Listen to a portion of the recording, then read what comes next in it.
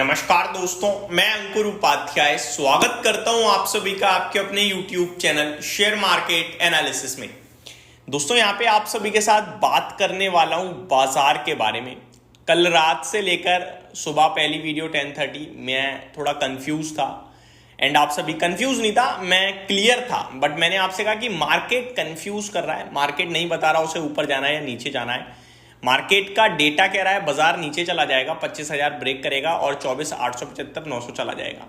लेकिन वहीं दूसरी तरफ दिमाग ये कह रहा है कि भैया मार्केट उछाल मार देगा क्योंकि 25,000 पे सपोर्ट ले लेता है।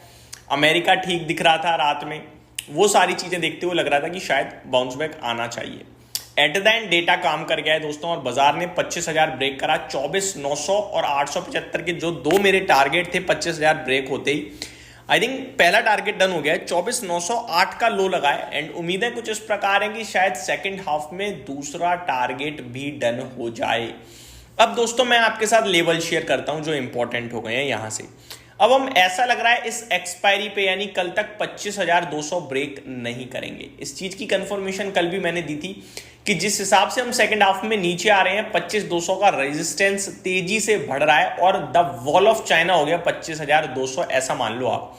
क्योंकि ट्यूसडे को ना कहीं ऑप्शन चेन का डेटा काम करने लगता है, उसके बाद एक दिन होता है देन आपकी एक्सपायरी, तो वो डेटा की इंपॉर्टेंस बढ़ जाती है और वही होता हुआ दिख रहा है। और अभी हम 25,000 के नीचे दिख रहे हैं। तो एक चीज तो क्लियर है दोस्तों, FIIs की सेलिंग और मार्केट में सेंटीमेंट्स दोनों ही इस समय भारी पड़ रहे हैं बाजार की तेजी के लिए और बाजार नीचे आ जाता है। ऊपर आता है मार्केट, स्टॉक स्पेसिफिक एक्शन होता है, बाजार नीचे आ जाता है। तो बाजार में दम नहीं दिख रही है, ये तो हो गया क्लियर। जब से हम लोग टूटे हैं 25,200 का लेवल हम लोग नहीं निकाल पाए हैं। इंट्राडे बेसिस पे 2 बार अटेम्प्ट हुआ, दोनों बार फेल हो गया और क्लोजिंग के समय हम 25,000 पे ही आ जाते हैं वापस से।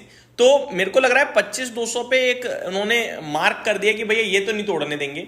और जैसे ही टूटेगा ना 25,200, नोट माई वर्ड, जैसे ही 25,200 टूटेगा क्लोजिंग आई, सीधे भागेंगे 25,500 की तरफ, क्योंकि वो एक बड़ा हर्डल बना दिया है। अभी सबके दिमाग में फिट कर रहे हैं 25,200 का लेवल, जैसे मैं अपनी वीडियोस में अपने व्यूअर्स के दिमाग में फिट कर रहा हूं, बट मैं अपने व्यूअर्स को साथ के साथ ये भी बता रहा हूं कि 25,200 फिट किया जा रहा है।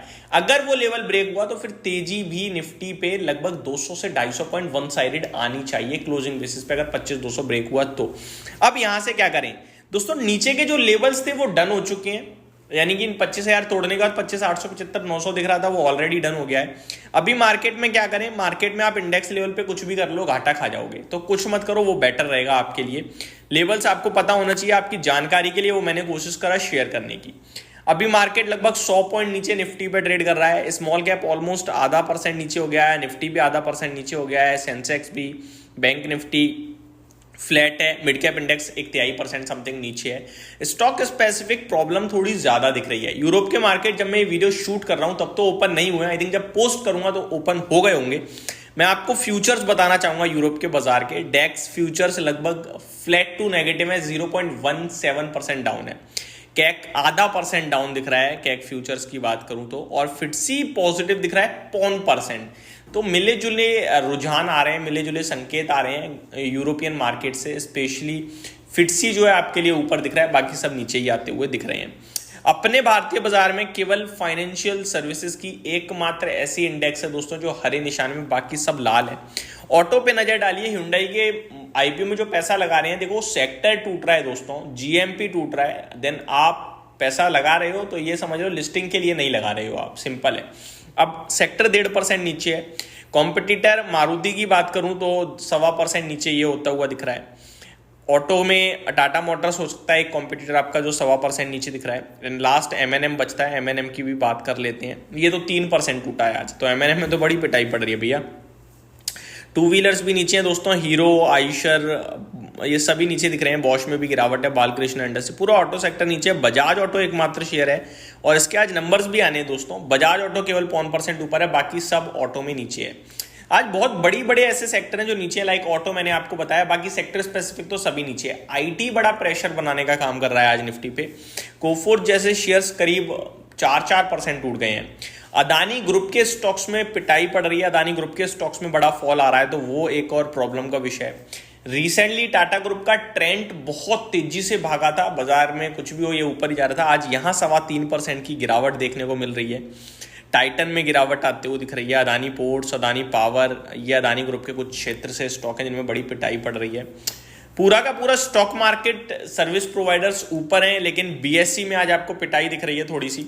इनफैक्ट बीएससी रिकवरी मोड में चल रहा है, अभी 3.5% ऊपर रह गया है। इस पे लोग पूछ भी रहे हैं भाई क्या हुआ है जो ये नीचे है। इस पे एक रिपोर्ट आई है दोस्तों ब्रोकरेज हाउस की तरफ से, जिन्होंने थोड़ा इसे डाउनग्रेड किया है।